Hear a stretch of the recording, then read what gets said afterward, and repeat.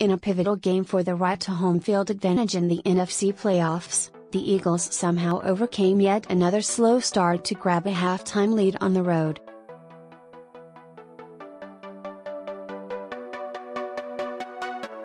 "30 minutes stand between the Eagles and a vice grip on the number 1 seed in the NFC, as they head into halftime with a 24-14 lead.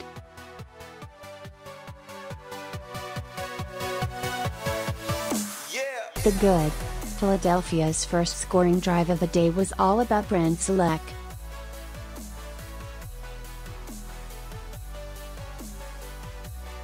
After some power running from J.J. and a couple nice throws from Carson Wentz, the quarterback looked to Celek in the end zone.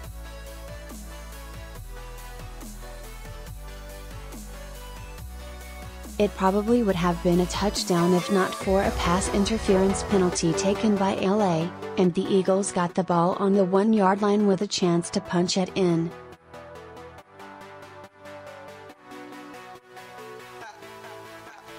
Allen A. Johnson false start on second down wiped a Wentz sneak touchdown off the board, but on the very next play, he found the wily veteran for 6 points.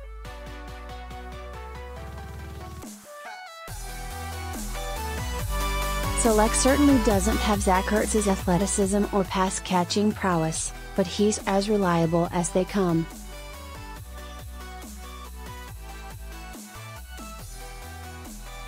Having him step up in Ertz's absence is the epitome of the next man up mentality that has carried Philadelphia through a boatload of tough injuries.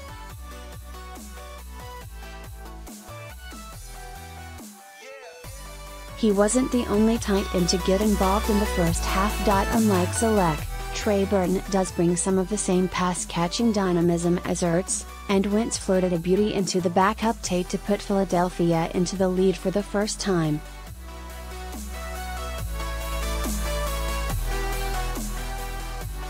Burton has been huge in games Ertz has missed this season, and he hauled in a second touchdown to put the Eagles up 21-7 in the second quarter.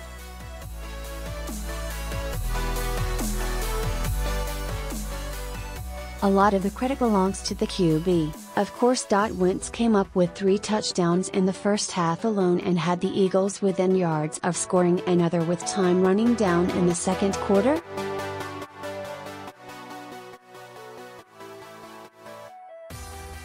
Not a bad performance for the possible MVP. It was fun to joke about Fox trying to hire Rams fans before the game, but the Philadelphia takeover was very real once the game started.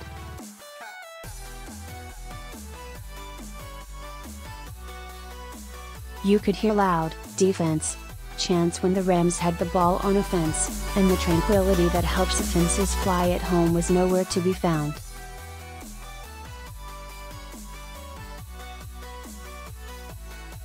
The Philadelphia fan presence was so great, in fact, that the Rams ended up having to take a timeout late in the first quarter after the play clock nearly ran down on their offense.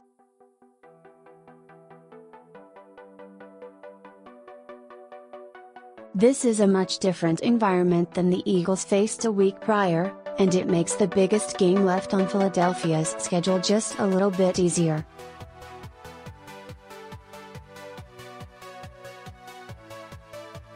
The offensive line deserves some serious kudos for its play in the first half.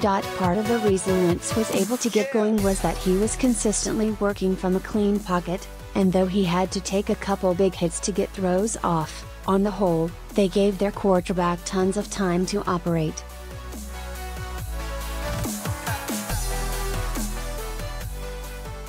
When they didn't, the guy behind center showed you why he's one of the frontrunners in the NFL MVP conversation.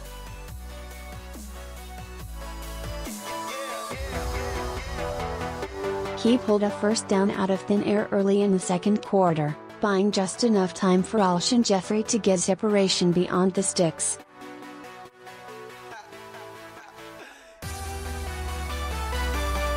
It is quite the luxury to have an offensive line playing this well and a talent at QB who can bail them out when they do allow pressure up front.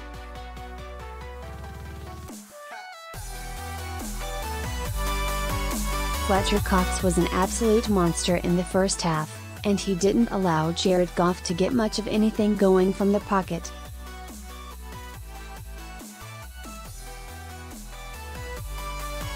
The big money man at the heart of Philadelphia's defensive front was especially active on third down, forcing several errant Goff throws that put the ball back in Wentz's hands.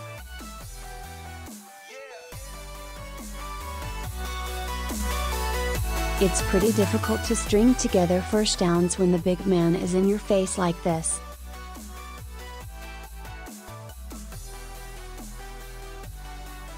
The bad. Starting the game with a turnover is not exactly how the Eagles envisioned this game going.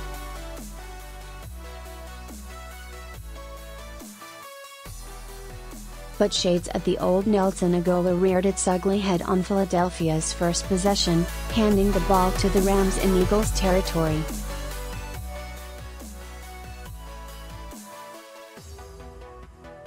It would have been nice if the defense could have bailed out the mistake and held the Rams to 3 points, but it went just as poorly on the other side of the ball.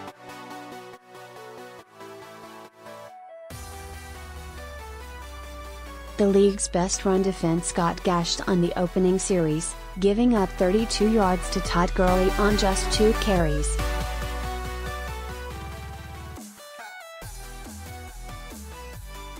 The slow starts are beginning to wear a little thin, but hey, at least the Eagles made up for it on their second drive.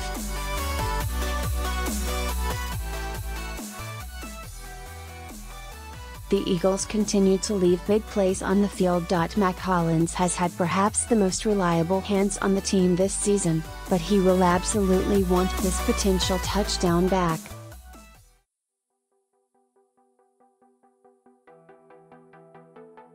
Hollins' drop came just a couple plays after Wentz missed Jeffrey streaking down the sideline, and the Eagles were lucky to come out of that drive with 6 points given the prior mistakes.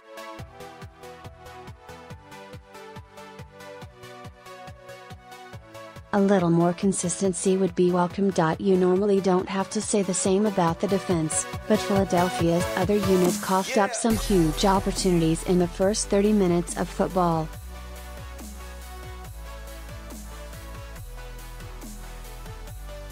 None loom larger than a dropped potential interception by Nigel Bradham, which could have snuffed out a Rams red zone opportunity and been returned a fair distance down the field.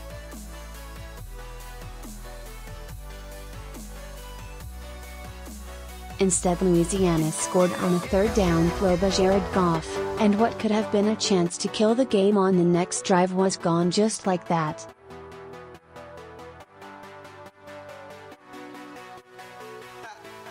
You can't leave these plays on the table and expect good teams to give them right back.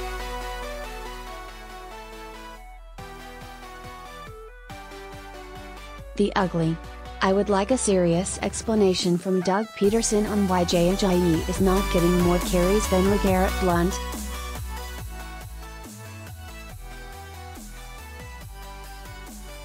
The midseason pickup is considerably more dynamic than Blount, and the gap was especially pronounced in the first half of Sunday's game, with Ajayi cutting LA's front seven to ribbons.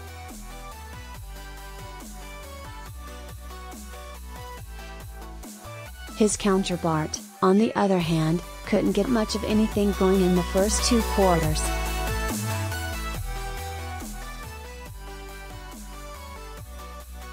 And yet Peterson kept going to him, including on a 3rd and 20 screenplay that doesn't make any sense at all.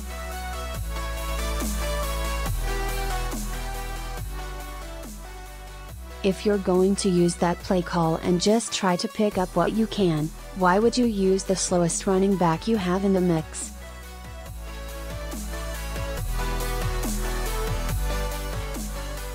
Peterson has generally done more good than bad for this team, but the use of the running back committee has been suspect.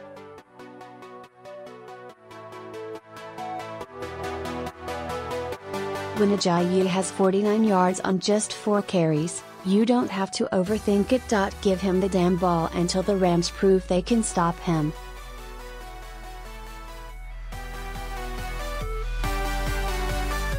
Along those same lines, Chance Warmack was randomly inserted into the mix in the second quarter, and the Eagles almost immediately gave up a sack on his side of the line.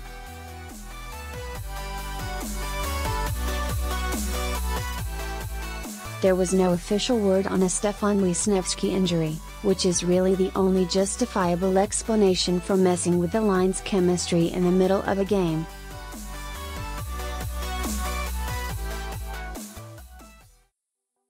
If it's not broke, don't fix it. Feel free to ignore this if Wiz is revealed to have picked up a knock.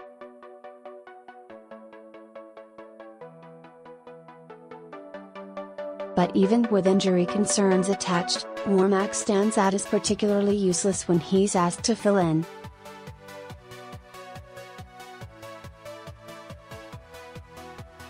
This is one of the worst spots I've ever seen an official make. No further analysis necessary.